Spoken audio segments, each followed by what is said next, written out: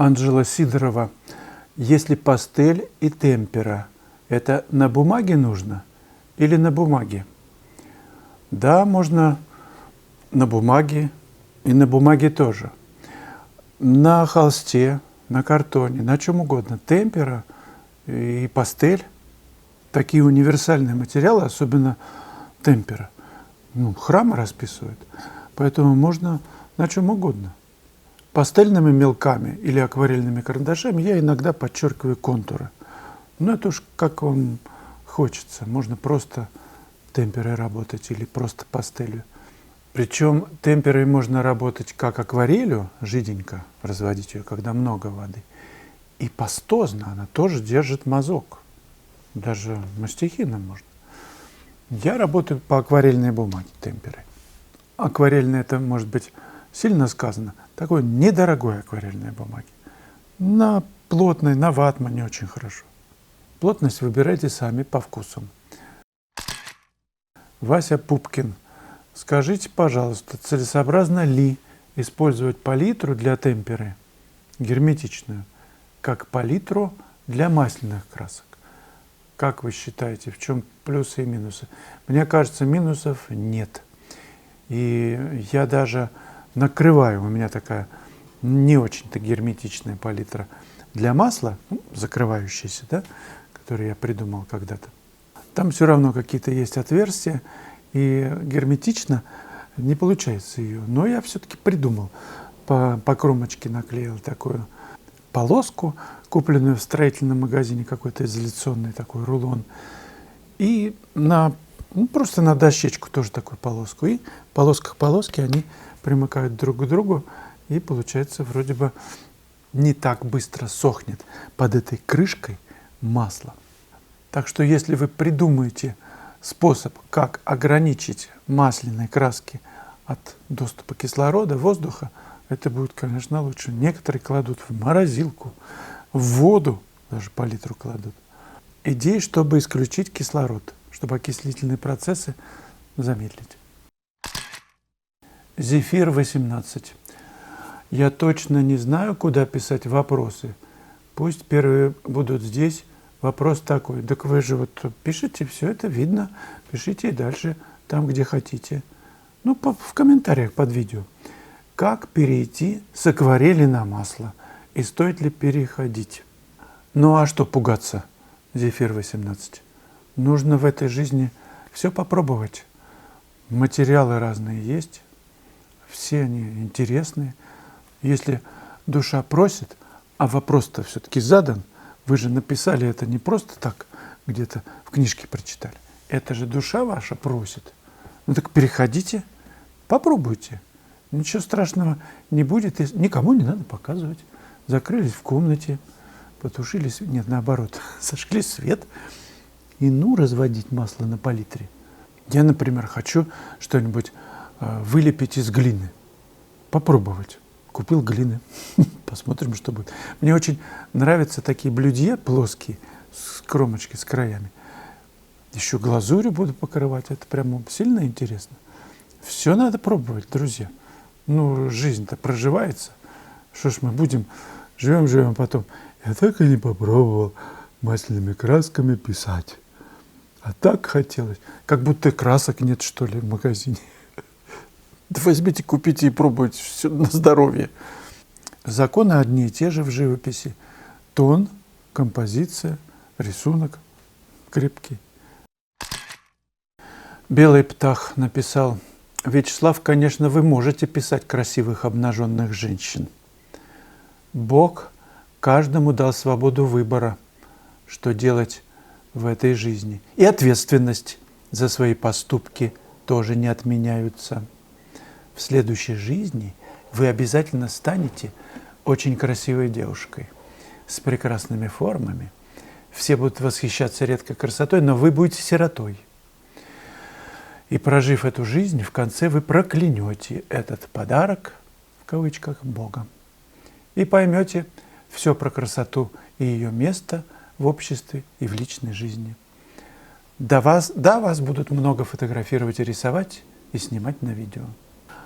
Как я понимаю, белый птах, проклянуть подарок Бога – это восстать против Бога.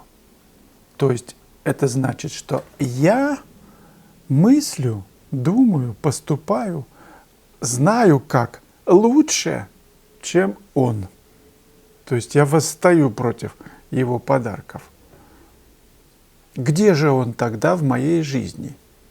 И за то, что я себя поставил выше Него, на первое место себя, свои там размышлядзы, а Его на второе, значит, Ему я не отвел никакого места. Он-то улыбнется, все мы Его дети, а я за такую вот буду страдать. Плаксин рисует.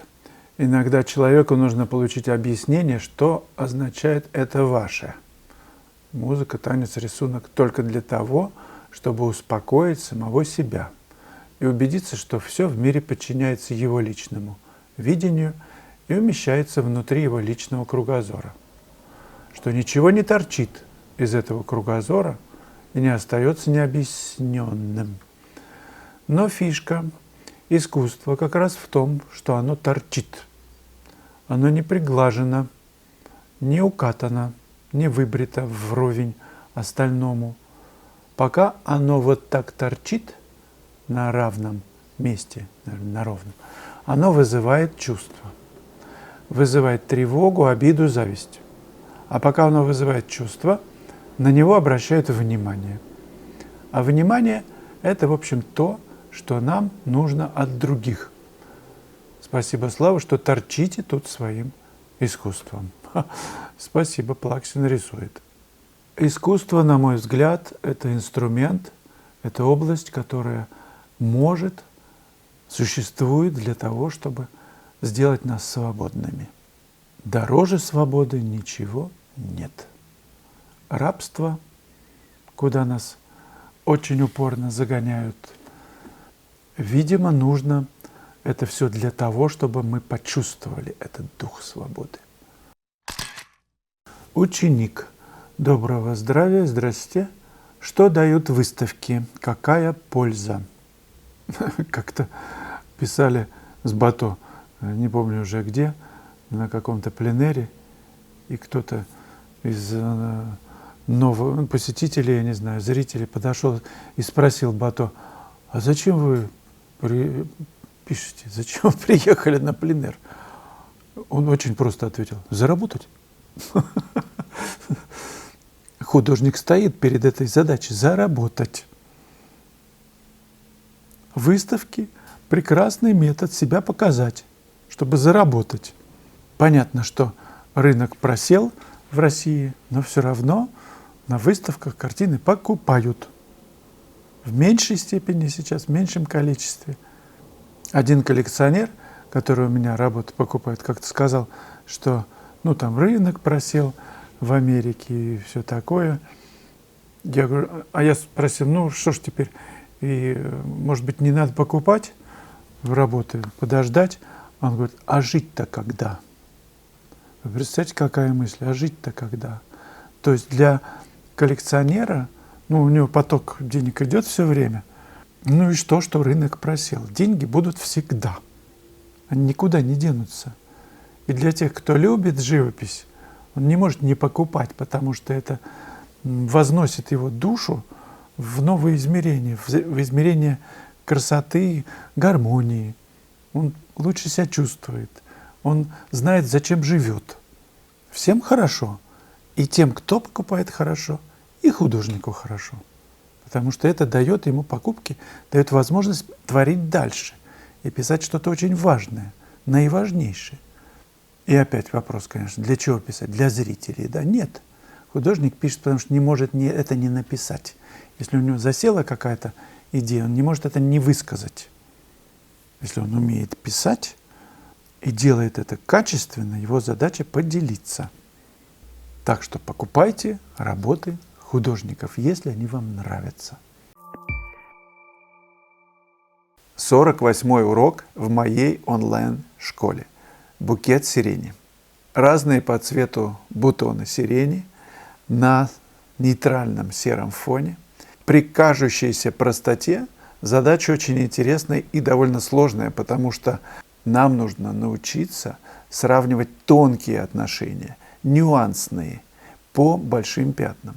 Когда глаз настроится окончательно, тогда будет все легко. И основная моя задача – вести вас к легкости в живописи, к тому, чтобы вы испытывали наслаждение, не трудности, сомнения, а наслаждение. Это достижимо. 48-й урок «Букет сирени» не пропустите.